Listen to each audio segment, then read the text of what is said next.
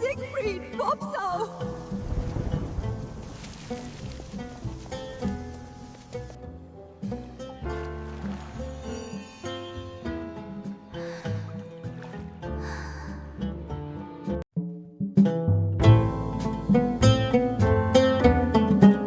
एक जमाने की बात है।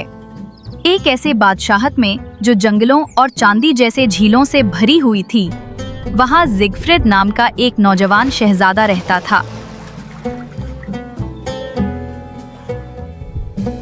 वो अपनी बहादुरी और नरमी दिल के बायस अपनी रियाया का महबूब था। मगर उसके दिल में एक ऐसी ख्वाहिश जाग उठी थी जो तख्तो ताज से कहीं ज्यादा थी। एक ऐसी तमन्ना जो फर्ज से परे थी। वो एक सच्ची मोहब्बत का मुतलाशी था। अपनी 21वीं सालगिरह की शाम महल के अजीम हॉल में मिशलें जल रही थीं। मूसीकार साज छेड़ रहे थे, दरबारी तहकहे लगा रहे थे और जिगफ्रिड की वालिदा मलका ने अपने बेटे के एजाज में जाम बुलंद किया। मेरे बेटे, अब तुम एक मर्द बन गए हो।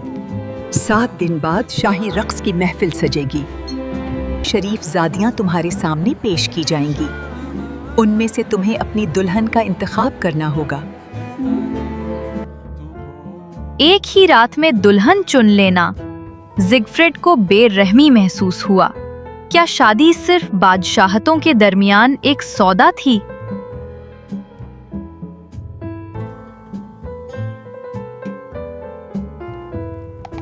उसी रात तन्हाई में सिर्फ अपना कमान संभाले जिगफ्रिड चुपके से जंगल की राह ले गया।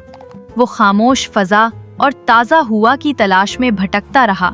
चांद पूरा था और उसकी रोशनी ने उसे एक ऐसे मकाम तक पहुंचाया जहां वो पहले कभी न गया था। एक झील जो आईने की तरह पुरसुकून थी, जिसकी सतह माए चांदी की तरह चमक रही थी। पानी पर हंसों का एक हौल तैर रहा था। उनके परों पर चांदनी दमक रही थी। जिगफ्रिड ने अपना कमान उठाया निशाना लेने के लिए, मगर जब जिगफ्रिड ने देखा तो हंस साहिल की जाने बहने लगे और उसकी आंखों के सामने ही वो हसीन दोशीज़ाओं में तब्दील हो गए।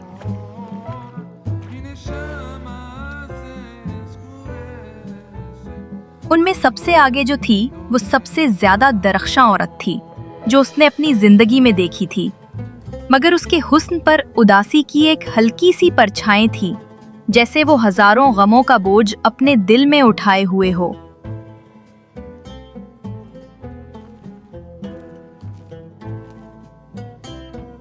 तुम कौन हो? मैं ओडेथ हूँ, हंस दोशीज़ाओं की मलका। दिन के वक्त हम पर परों की कैद है और सिर्फ रात के वक्त हम इंसानों का रूप धारते हैं।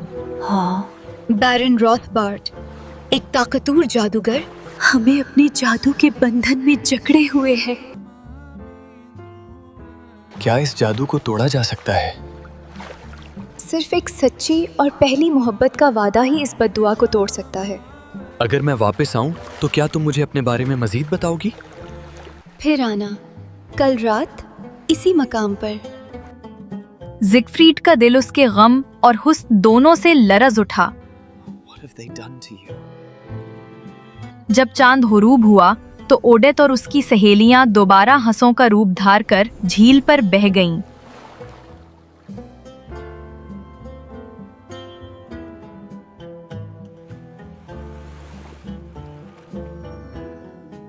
अगली रात जिगफ्रिड वापस आया। फिर ओडेथ नमूदार हुई। उसके चेहरे पर खामोश मुसर्रत की चमक थी। सलाम। मैं खुद को तुम्हारी मौजूदगी में फिर से पाकर खुशकिस्मत समझता हूँ। वो दोनों पानी के किनारे साथ साथ चले, अपनी जिंदगियों, ख्वाबों और तन्हाइयों की बातें करते रहे। मुझे अपने जहां के बारे में और बताओ। और तुम मेरे शहजादे, अपनी कहानियां सुनाओ। मैं एक ऐसी मोहब्बत का ख्वाब देखता हूँ जो किसी हद को ना माने, एक ऐसे मुस्तकबिल का ख्वाब जहाँ आज़ादी का राज हो। उनके दरमियान मोहब्बत के फूल खुलने लगे, मगर जिगफ्रीड ने सब्र किया, क्योंकि वो जानता था कि मोहब्बत सिर्फ ख्वाहिश का नाम नहीं। और ओडेथ, जो आज़ादी की आरजू रखती थी, अभी उम्मीद करने से डरती थी।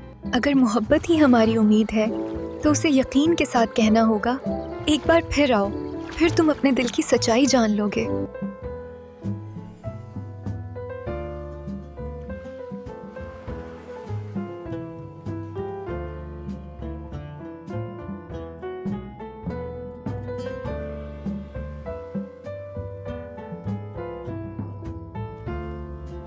तीसरी रात जिगफ्रीड आया।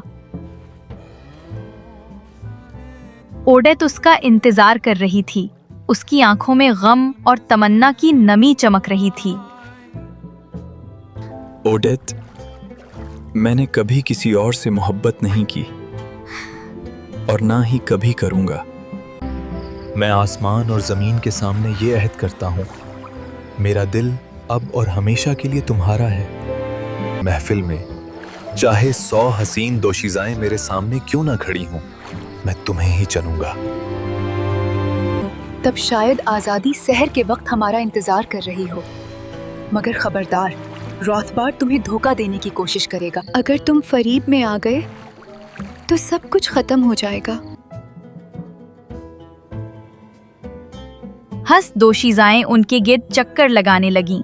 उनकी आवाजों में हवा की सी सोज भरी नौहागरी थी। जिगफ्रीड एड जान गया कि अब उसकी तकदीर ओडेथ की तकदीर से बंध चुकी है। अपनी सालगिरह के 7वें दिन महल एक नई शान से जगमगा रहा था। रेशमी लिबासों में मलबूस दोशीज़ाएं कतार दर कतार चलती गईं।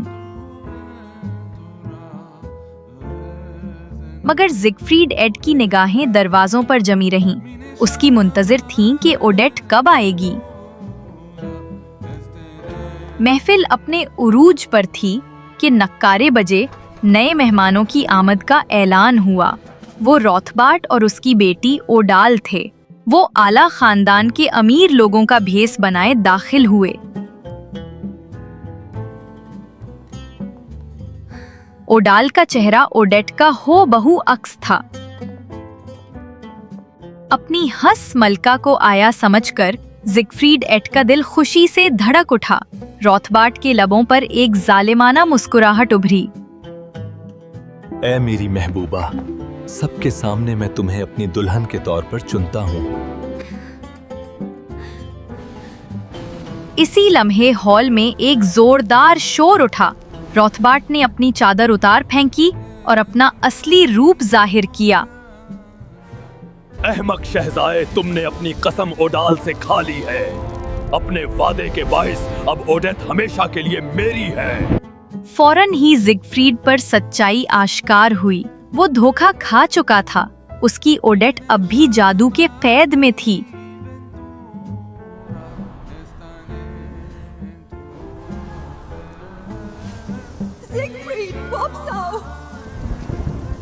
जिगफ्रीड एड रात के अंधेरे में भाग निकला। वो झील तक दौड़ता गया जहां ओडेथ उसका इंतजार कर रही थी। तुम्हें धोखा दिया गया है।